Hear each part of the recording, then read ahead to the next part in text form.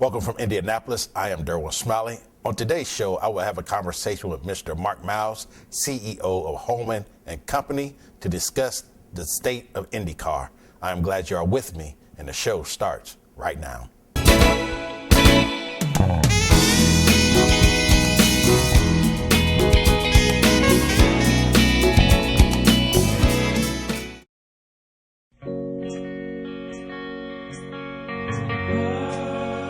Humans are restless, relentless. Good enough has never been good enough. Our nature is to push forward, to push onward. And when it doesn't happen fast enough, we build machines to move us faster, racing toward the horizon with grit and determination, and sometimes with abandon. Call it the march of progress or the pursuit of glory. We've proven time and time again that if you can dream it, you can chase it down. This desire has no bounds. It doesn't go in reverse. It leads us in one direction and one direction alone. Forward. And that's why the Indy 500 exists. A showcase for achievement, the human pursuit of progress, our relentless pursuit of more skill, more innovation, more strength, more speed, more glory. The spirit of everyone who's ever leaned into the wind and pushed further toward the edge lives on, right here at the racing capital of the world. Next year marks the 100th running of the greatest spectacle in racing. Millions will witness this once-in-a-lifetime experience as we explore the limits of man and machine, of individuals and teams, of what we're capable of doing and what we're capable of dreaming. Always faster, always forward. Join us on this epic quest for glory, May 29th, 2016. Mr. Mark Miles is the CEO of Hulman and Company. Mr. Miles, it's an honor to have you back on the show. It's always a pleasure. And I should say he's also one of my closest friends. And we're starting to get some age on us, but we're doing it together, so that's a good thing. I just want you, I'm always excited to have you come back because this is like the state of IndyCar. And 2016, the 100th running of the 500. How excited are you? We are stoked. I mean, it's just kind of hard to imagine. How could you be in a position where you have an event, an institution really, especially to Hoosiers, that will occur for the 100th time? And it was big when it started. It gets bigger every year. So we'll look forward to talking with you more about it. But the 100th running of the 500-mile race and all that this May is going to be, we hope, something very special for all of us. Where does it match up with like the Super Bowl? What do you think? Well, it's funny you ask it that way because part of the way we want to celebrate it, knowing that Allison Millangton is leading the planning for the 100th and did so for the Super Bowl, is to steal a few pages out of that playbook.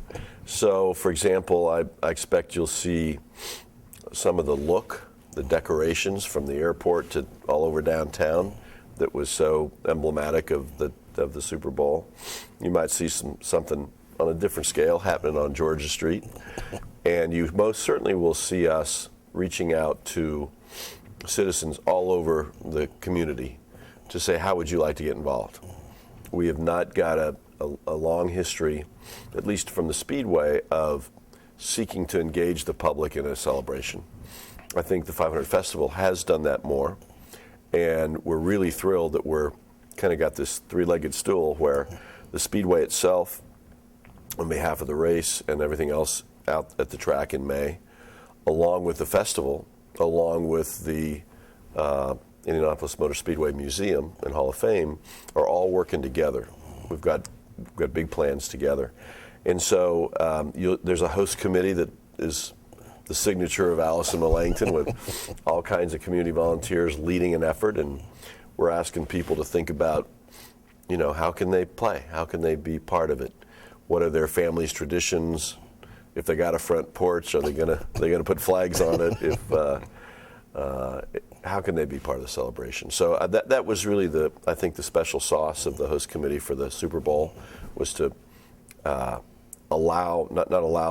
to hope that everybody in town would find their own way to be part of it, and we want to do the same thing here. Talk to me a little bit about when did you start planning for the 100th? G. Allison has been with us for more than a year now, and that was her first assignment, and the planning had begun before that. So I would say it was sometime in the mid-2014 that we were seriously thinking about the shape of what might happen in May of 2016. I want to go back a little bit to 2015. Tell me about what was your greatest achievement in 2015? What was your greatest challenge? Well, for IndyCar in particular, I think that the greatest achievement was the way we ended the year. We got to those last sort of 6 races or so, and people woke up to what was going on the track and in our championship race, the points race for the full year. And it was very competitive. Juan Pablo Montoya had a sizable lead, and young American Graham Rahal was nipping at his heels and had a very good close. The races were off the charts exciting, and our television ratings just snowballed. So our television ratings showed that IndyCar, when it's programmed well, especially in this case, sort of third of the season, leading up to the culmination of the championship that was going to capture the attention of lots of people. And the championship itself culminated with our last race in Sonoma. You run all year, you're competing for points. There's a sort of complicated process to accumulate these points. It was a tie. I mean, at the end of the race, it was a tie, but there was a tiebreaker mechanism. How could you have that? I mean, it's just too good to be true. But it's indicative of the kind of championship races, points race we've had for the last few years. More often than not, it comes down to the last event of the year, and it's a nail biter. So I think all of that being recognized by the public, with a competition between Honda and Chevy, established global celebrity, up-and-coming American challenger, was just a great story and the biggest accomplishment. The biggest challenge was probably related to the introduction of aero kits. And this is kind of a complicated story to tell to the fans, but some will already be familiar with it. We wanted, so you have the chassis, and the aero kits are the parts that get put on top, front wings, back wings, side pods, engine covers, and all those, which affect the aerodynamics of the car. They also affect the look of the car. So the idea was that each of Honda and Chevy, our engine manufacturers or suppliers, would innovate, and they would compete one against the other and the objectives were twofold. One, each car, the Chevy and the Honda, would look more different from the other. So they would look cooler than they did, and they would look different from each other. And secondly, that the performance would be improved. What does performance mean to a race car? It means go faster. And that happened. The cars, when they were introduced at the beginning of the year, were cool. They looked different. There was a Honda look and a Chevy look, and we were breaking track records throughout, beginning in St. Pete. I have to take a break. Here's Mr. Mark Miles, CEO of Hulman and Co. Stay with us.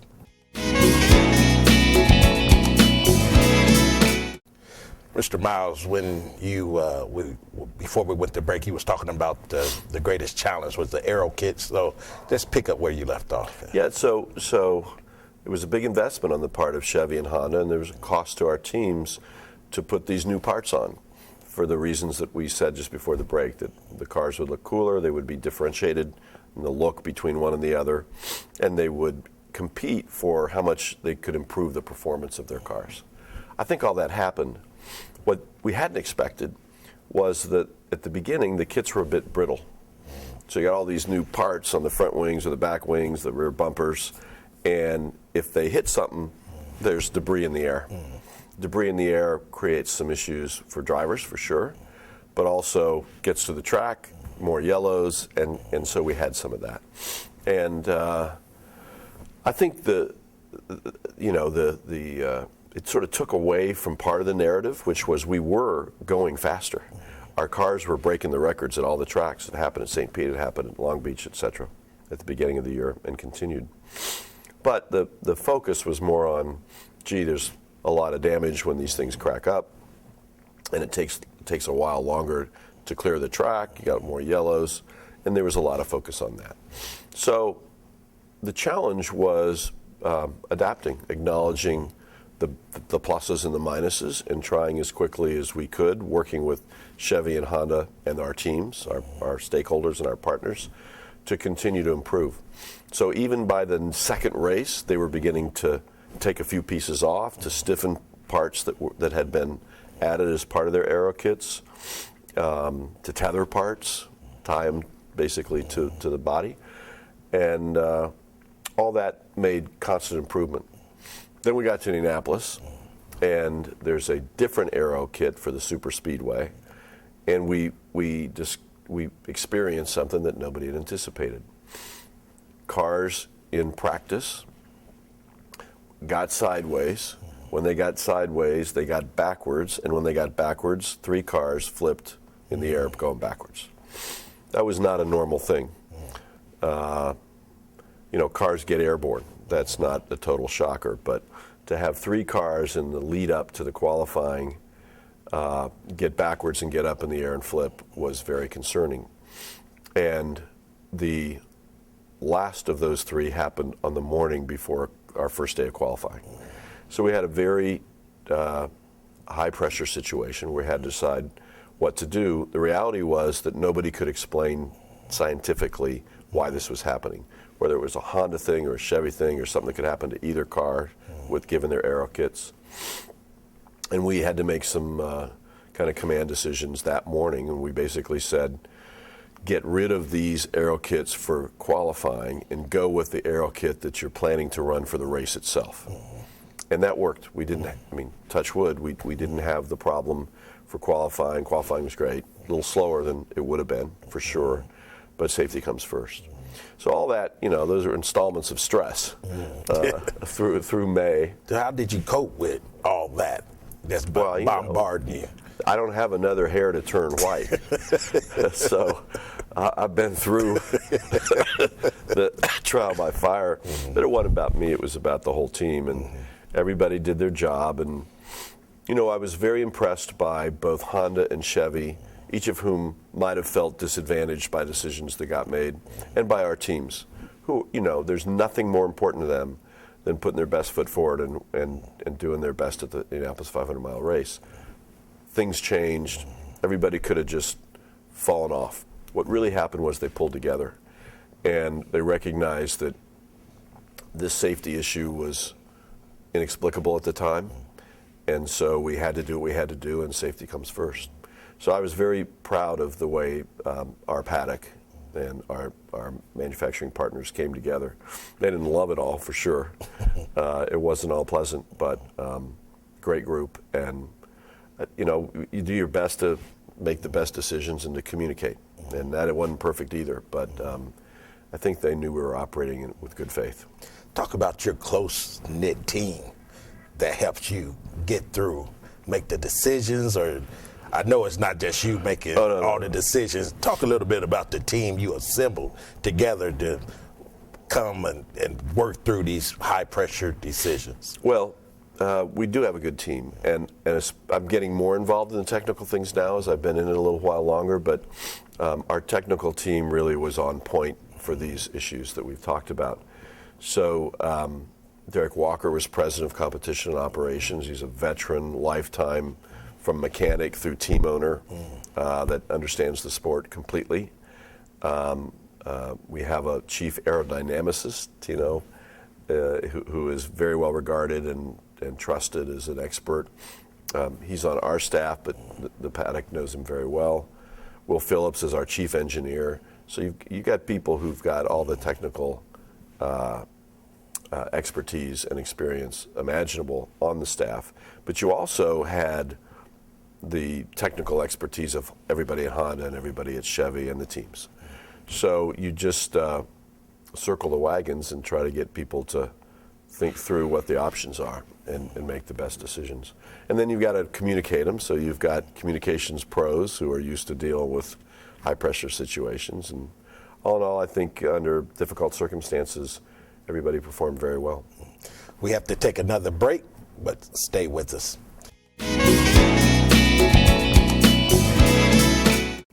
Thank you for staying with us. We will now continue our conversation with Mr. Mark Miles, CEO of Hulman and Company.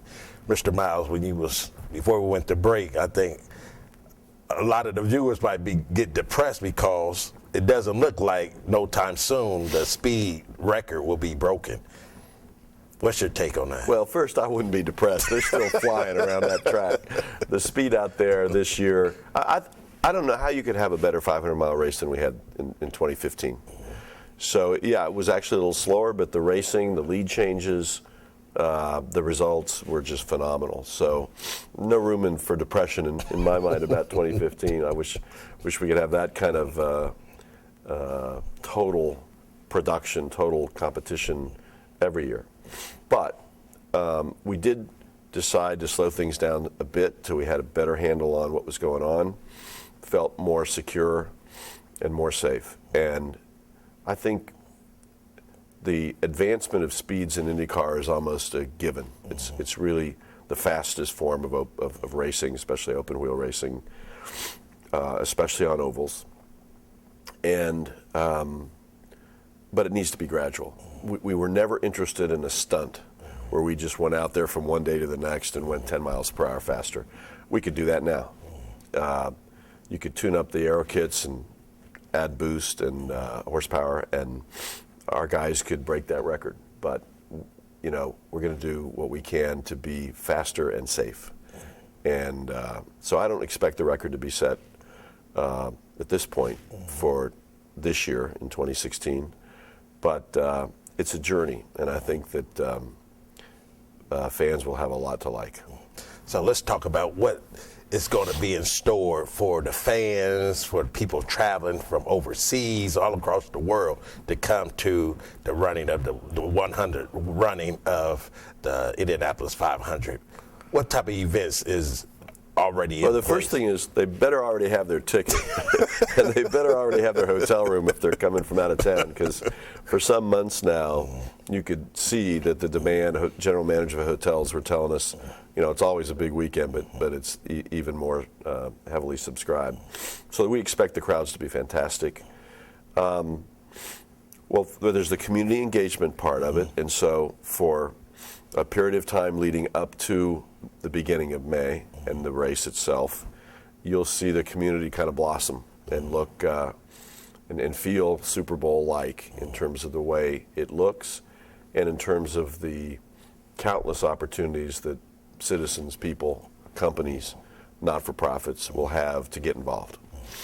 Lots of ideas, and more of those details will get rolled out as we go, but community engagement will become very apparent. And then the next thing when we get to May will be there will be a little more investment in the talent. So, you know, we have 3 big musical events in May now. The first is Carb Day on the Friday of race weekend. The second is Legends Day on the Saturday before race weekend.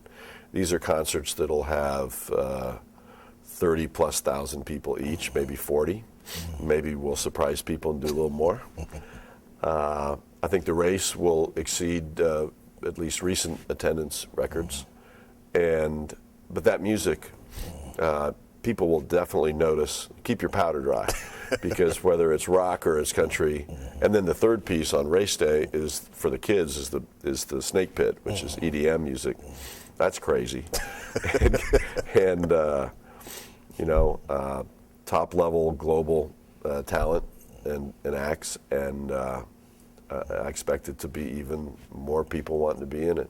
So I think it'll all feel like more. I think you'll see more celebrities coming in.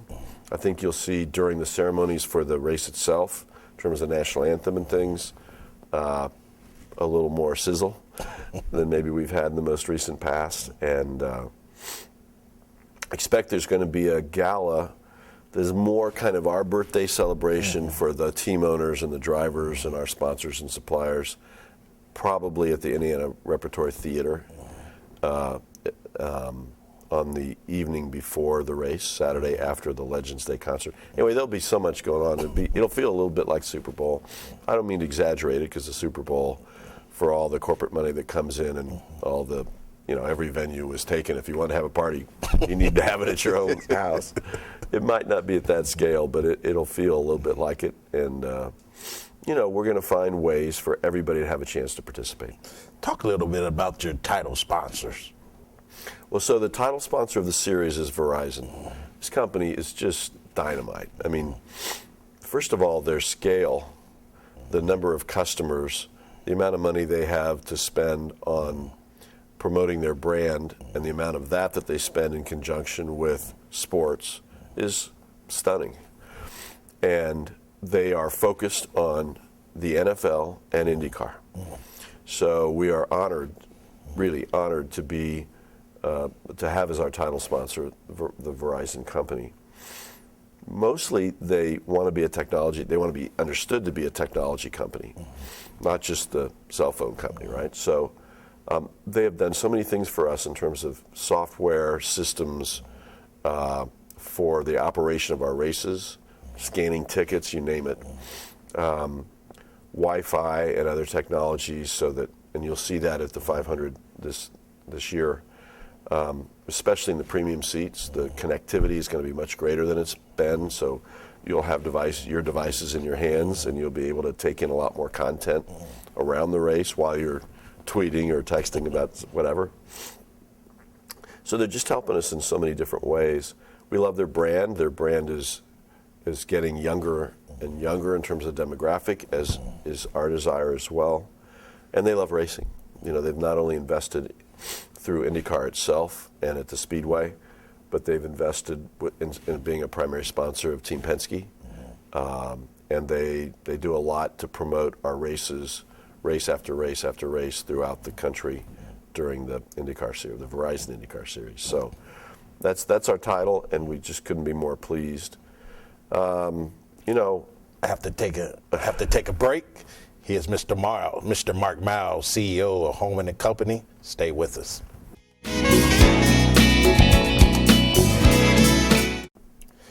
Mr. Miles, before we went to break, he was talking about sponsorships, and tell me a little bit more about opportunities for other people to become sponsors. Well, so our company has both the Verizon IndyCar Series and the Indianapolis Motor Speedway. The Indianapolis Motor Speedway, everybody in town thinks of as May, but it's May, including the Angie's List Grand Prix at the beginning of the 3 weekends. We may have additional sponsorship of the qualifying weekend in the middle of May, and then there's opportunities for additional sponsors for the 500 itself. And then later, I'm sure, during the year, we'll be talking about the Brickyard and the NASCAR weekend and all the other events we'll have. Sponsorship, there's always a strategy involved. The company is not going to be affiliated with your property as a sport if they don't see an alignment between their brand and your brand, and if they don't see an opportunity to activate, to engage with your sport, to get with your fans, to have them become or stay customers of their company. That's what sponsorship's all about. So it's about exposure, it's about brand values, it's about business-to-business sales opportunities. And I think racing is fabulous for all those things.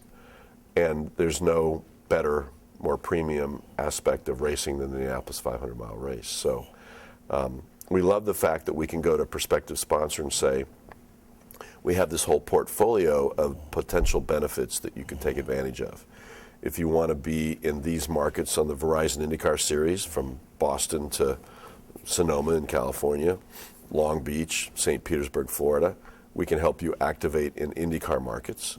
If you want to be at the granddaddy of them all, one of the bucket list events at the top of all sports fans' wish lists, you can be involved with the Indianapolis 500-mile race or package some combination of them. So we like our position and our property, and I think racing is a great sport for a surprisingly wide array of prospective sponsors. So what's after the 500, the 100 running? What's next? Well, it's a big spike. It's a big punctuation mark in the 2016 Verizon IndyCar Series, but it's in May, and the season concludes in terms of the championship race in Sonoma in mid-September. So the very next weekend, we're in Detroit, running 2 races in the streets of Belle Isle, which is in the middle of the Detroit River in the city of Detroit. And then we go from there to the Texas Motor Speedway, and the series continues. So, you know, Indianapolis folk tend to think the 500's over. That's over, but it's not quite halfway through the season. But it is a high point, and it will. You know, we're eager to have the importance of the 500 help lift the profile of the whole IndyCar series, and see what kind of new heights we can reach. Do you see IndyCar getting to the level as back in the day with the AJ Foyts and where there was household names? I remember I'd never been to the 500, but I knew AJ Foyt, and I knew I wanted to have his car. Do you see that transitioning back into the households today? I mean, the answer is yes, but I hesitate to make specific comparisons to any points in time. You know, there's a lot more competition in sports. There's a lot more competition for our kids to follow whatever they want to follow, including all of it in fantasy sports and the like. So I don't know, but I do know that our audience continues to grow. I think it will continue to increase the rate of growth, and a big part of that is the exposure of our drivers, who are fantastic. You know, I spent a lot of years involved internationally in men's professional tennis and knew every tennis player you can name, I think. And I wouldn't trade the driver group in IndyCar racing for the tennis guys. And I had no issues with the tennis guys.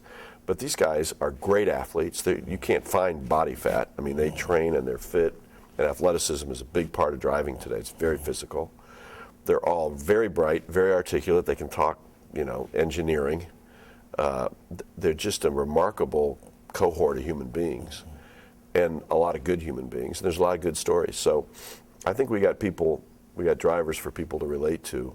And as we get more eyeballs following us from race to race, you know, the show is about the car and the driver, and our drivers will be better known. So what does the future hold for Mr. Mark Miles, or what do you want your legacy to be left behind as? You know, I never think about words like that. Legacy in the Super Bowl meant help a neighborhood, right? It wasn't about, it's not about an individual. I just want to keep growing it. You know, I think that the importance of the Indianapolis Motor Speedway for the city and state is off the charts. We have to do a much better job of reaching out, involving, being part of the crossroads of the community, involving every part of our community more, and the 100th is a big opportunity to do that. And I want the series to grow. I mean, it's a league. It needs to take its place among the prominent leagues of all types in this country. And, you know, I just see that as a steady growth, as an upward trajectory. And I think we've got all the elements to do it. We've got, I mean, in the end, it's an extreme sport. It's what these guys do, and they're willing to, and how well they do it, how they're right out there on the edge. We've just got to get better at communicating what's going on out there, because it's remarkable, and the drivers doing it are remarkable. So we'll keep growing, and we'll see how high is up. I got like 15 seconds. Tell me about how important is your immediate family, your wife and your kids, well, through this whole thing. That's the only thing that matters, right? If the airplane's going down, what are you going to be thinking about? Yes. Yeah, it's the only thing. So they're pretty good to put up with me not being home all the time, and usually being online late at night when I should be paying attention to them. He is Mr. Mark Miles, CEO of Hulman and Company. Mr. Miles, it's the honor to have you, and I'm just giddy to see the Indianapolis 500 run, the 100 running. I know it's going to be off the charts, and I'm just excited to have you come back every year to talk about IndyCar and then what the future holds. So you're welcome to come back anytime. That's our show for this evening. Remember, you may follow us on the World Wide Web at thederwinsmiley.com. And remember, my sole purpose is to inspire the greatness in you. I'll see you next time. Bye.